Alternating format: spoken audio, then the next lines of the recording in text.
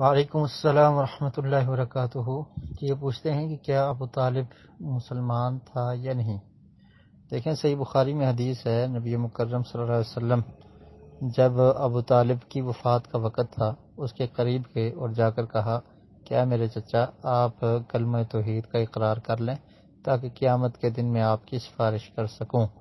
تو انہوں نے انکار کر دیا، اور ابو طالب نے یہ کہا کہ کیا میری قوم کے لوگ کہیں گے کہ موت کے ڈر کی وجہ سے اس نے اپنے بھتیجے کی بات کو مان لیا ہے۔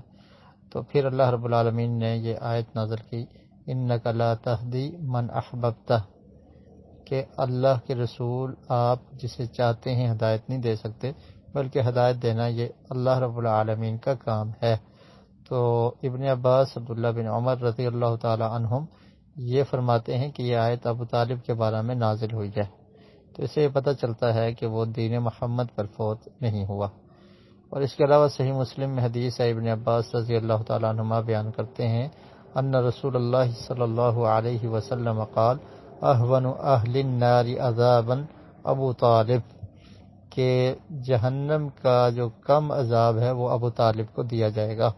وَهُوَ مُنْتَعِلٌ بِنَعْلَيْنِ، اس کو 2 جوتے پہنائے جائیں گے آگ کے، جس کی وجہ سے اس کا دماغ کھولے گا۔